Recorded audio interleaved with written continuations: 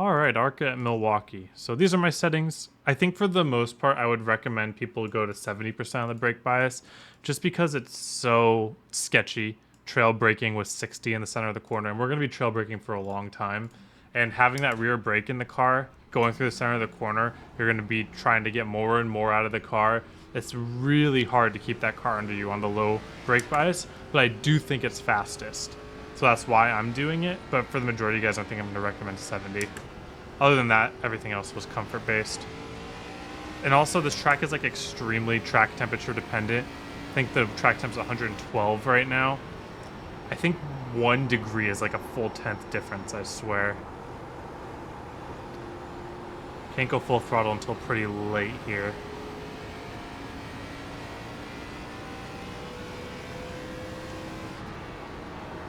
Try to meet the curb, let the car slide up, get right back on the gas, try to bring it back down.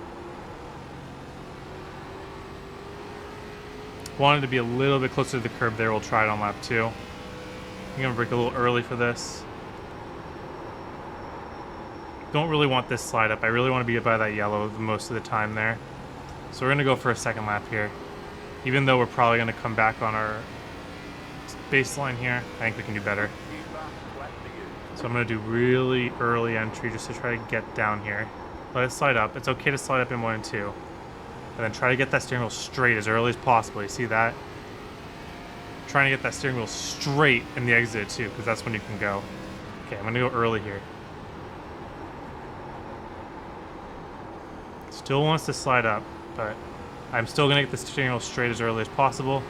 Let the car come up. It's going to help our run a little bit.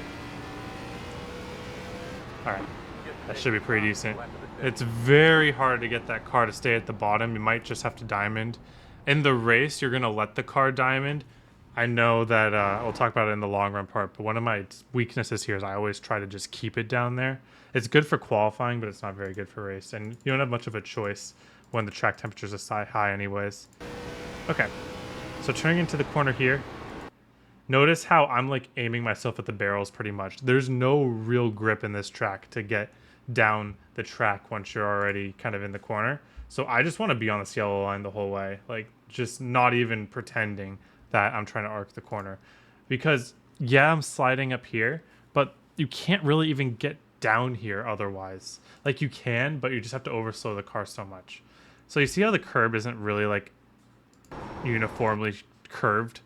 You see how there's like a sharp point here, then a little flat point, then another sharp point? That's how I make my diamond.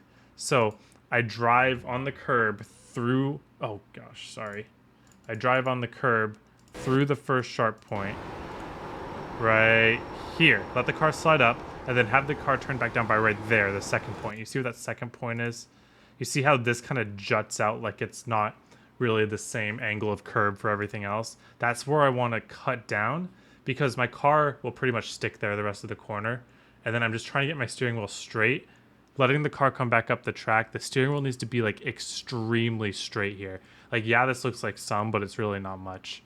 You have to be a lot straighter on your steering wheel than you think in order to go full throttle. Take a look at that one more time.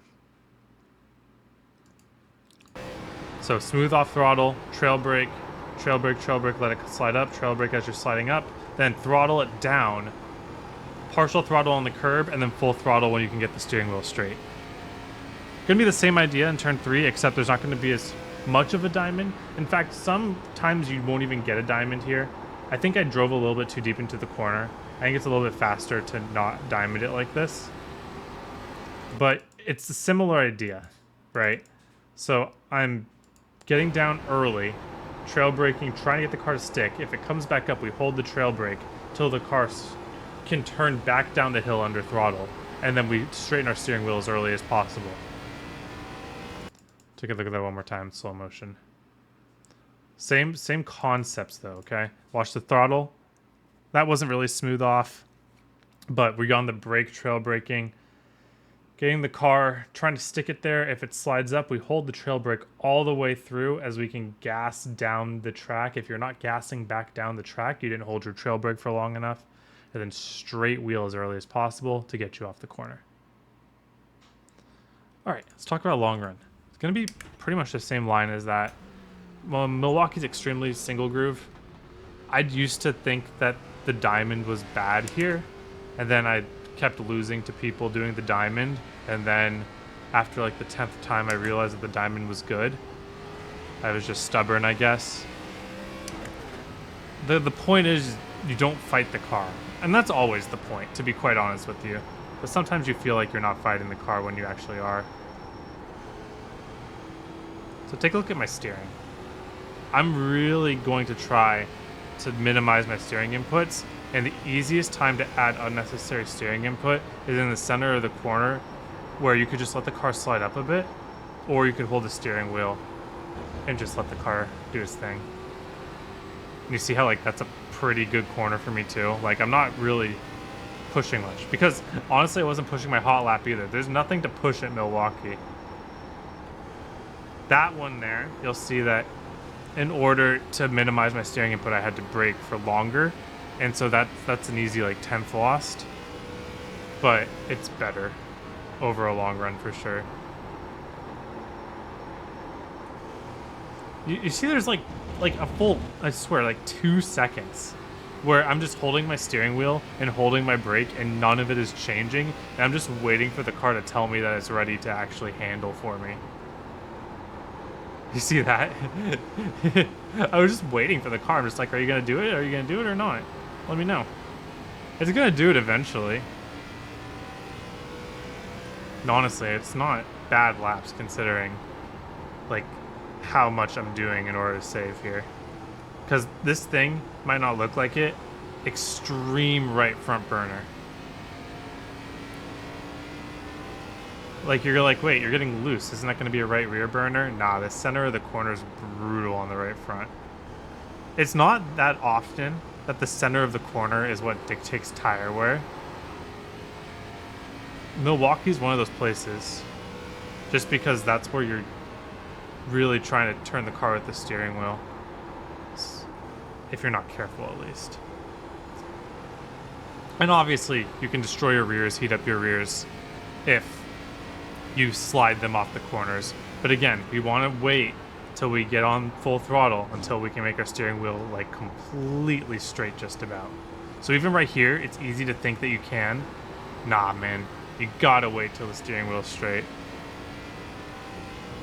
Just not worth it.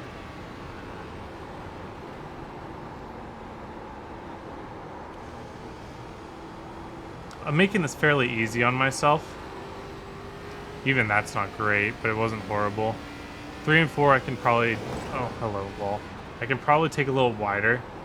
I want to come back down a little bit later. Overslowed a little bit, but we're still going to get a run off. That was, like, fine in terms of, like, looseness. But you can be very consistent in this, like, lap bracket without overdoing your stuff. I don't think anyone's going to be going much faster than this in the races. Let's see if I can nail 3 and 4 here. And try not to overslow the car, so I might send it a little bit deeper. And then go and throttle here. Yeah, good. And then you see how I can just drive the car back up to the wall. Nice. So that's like, those are really good long run laps in my opinion. And you can tell because like, I'm basically just having the car tell me where to go. I'm setting it up for success. I'm not doing really anything in the corners. That's remarkable. Yeah, 98. So you see like even there where it looked like I was like using the least amount of steering possible, still even wear on the right front and the right rear. Like you would think, wait, he slid his tires and his right front seemed like it wasn't being used much. Nah, this thing's a right front burner. So good luck. You gotta take care of that car. Let it do what it wants. All right, thank you all for watching. Hope you have a wonderful day. I hope to see you all on the track.